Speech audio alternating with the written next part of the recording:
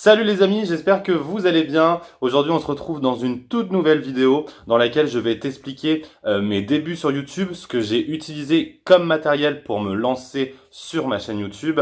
Et surtout reste bien jusqu'à la fin de la vidéo car je te donnerai des conseils, mes astuces que j'ai utilisées pour avoir mes tout premiers 100 abonnés en l'espace d'un mois seulement. Alors, installe-toi bien confortablement sur ton canapé, au fond de ton lit ou au bord de ta piscine en train de bronzer tranquille. On passe à l'intro tout de suite.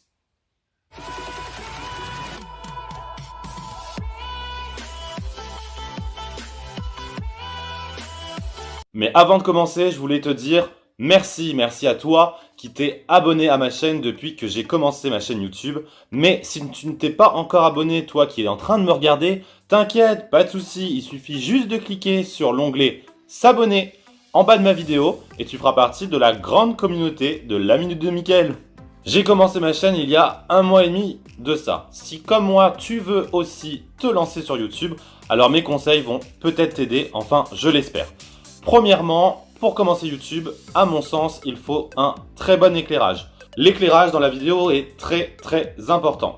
Donc, il ne sert à rien d'acheter des super spots lumineux hors de prix. Moi, j'ai commencé avec des softbox. Softbox, c'est deux luminaires que je vais te montrer tout de suite. Alors, les softbox que j'ai achetés sur Amazon, les voici. Donc, il y en a une par ici et la deuxième est juste ici. Donc la deuxième est montée assez basse parce que c'est actuellement ici où je tourne mes vidéos. Ces deux softbox m'ont coûté 50 €.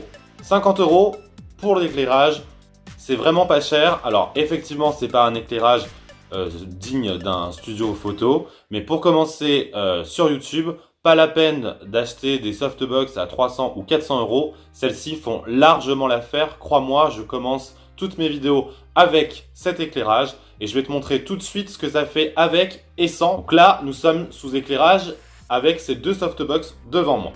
Maintenant, sans l'éclairage. Et voici sans l'éclairage. Alors tu vois, l'image est toujours quand même sympathique, mais c'est vrai que l'éclairage fait beaucoup dans ta vidéo. Parce que tout de suite, on est plus dans une zone d'ombre. Pourtant, j'ai l'éclairage naturel de dehors qui vient par ici. Mais à mon goût et à mon sens, ce n'est pas suffisant. Deuxième point important, le son. Le son est très important dans une vidéo. Même, tu vois, tu peux avoir une qualité d'image un peu moins bonne, mais il faut vraiment que le son soit au top. Tout simplement parce que quand tu vas regarder la vidéo, si le son grésille ou si tu n'entends pas la personne parler, ça va, je pense, vite te gonfler et tu vas changer de vidéo. Ça serait dommage que ta vidéo, elle soit zappée juste parce que ton son est un peu pourri. Alors moi, pour être tout à fait honnête avec toi, je n'ai pas acheté de micro. Alors je sais pas ce que tu en penses de mon son, mais on m'entend assez bien. Moi je tourne des vidéos que en intérieur, vraiment proche de l'objectif. Donc pour le moment, je n'ai pas trouvé l'utilité d'acheter un micro. Ensuite vient la qualité de l'image. Alors aujourd'hui, on est tous armés de smartphones qui filment vraiment très bien en HD. Donc pour ma part, j'ai pas eu non plus besoin d'acheter une caméra de ouf. Je filme toutes mes vidéos. Là je suis en train de filmer avec mon Samsung Galaxy S9. Comme je t'ai dit, je tourne actuellement dans la chambre d'amis, donc j'ai pas un décor de fou, mais bon, juste derrière moi il y a un mur blanc. Là le placard est blanc, j'ai rajouté une petite plante pour faire un petit décor. Le but est effectivement que quand on voit ta vidéo, il n'y ait pas v'là le bordel derrière. Il faut vraiment que ça soit assez épuré, soft, et que le décor soit joli à regarder.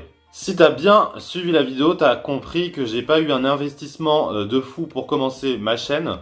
J'ai juste dépensé 50 € dans les softbox sur Amazon. Donc à mon sens, quand tu commences YouTube, je te conseille pas d'acheter des trucs de fou, des trucs pro, des caméras, etc. Parce que déjà, premièrement, tu sais pas si tu vas kiffer faire des vidéos, tu sais pas si tu le fais pendant un petit moment parce que c'est ton nouveau délire, ou vraiment si tu vas vraiment poursuivre et tu vas devenir à la longue un vrai YouTuber. Ensuite, une fois que tu auras tourné ta vidéo, il faudra bien évidemment la monter. Et là, ça va devenir très important. Le rendu doit être vraiment sympathique pour ta communauté. Donc moi, je te conseille un logiciel de montage que j'utilise sur mon téléphone, puisque je monte toutes mes vidéos via mon téléphone. j'utilise pas du tout mon ordinateur pour monter des vidéos. J'utilise l'application KineMaster. Alors effectivement, tu as la version de KineMaster gratuite et celle payante. Je te conseille aussi d'investir, donc ça coûte 25 € par an, d'investir dans l'application payante de KineMaster. Elle t'offre beaucoup plus de fonctionnalités et en plus de ça, ça te permet d'effacer le petit logo KineMaster sur tes vidéos. Ça fait tout de suite un peu plus pro. Voilà, maintenant on a parlé de tout le matériel utile pour commencer ces vidéos YouTube. Maintenant, je vais t'expliquer comment je suis arrivé à obtenir mes 100 premiers abonnés. Je te conseille de t'inscrire sur des groupes qui parlent de même sujet. Par exemple, moi qui parle de coiffure, je me suis inscrit dans des groupes sur Facebook qui parlent de coiffure. Et donc, je partage simplement mon lien de vidéo. Donc si je dois récapituler, ça y est, j'y arrive, mes conseils pour avoir les 100 premiers abonnés sur ta chaîne YouTube, c'est vraiment les 100 premiers qu'on attend tous un petit peu au début. Mon premier conseil, donc, c'est de le partager sur tes réseaux sociaux, Facebook, Instagram, Snapchat, et aussi de t'inscrire, comme je t'ai expliqué dans la vidéo, dans des groupes qui parlent du sujet que tu traites sur tes vidéos, des groupes Facebook par exemple. Troisième conseil, je te conseille aussi de faire des vidéos assez courtes.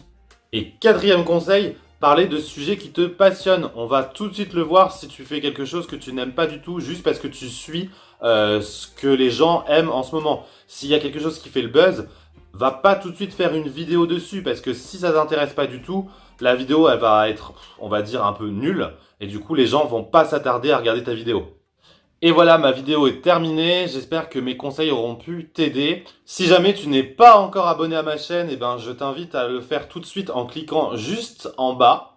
Hop, là, il y a mon petit logo qui s'affiche. Et tu peux également aussi, si tu le souhaites, regarder ma dernière vidéo qui s'affiche juste ici. Et je te dis à très vite dans la minute de Mickaël.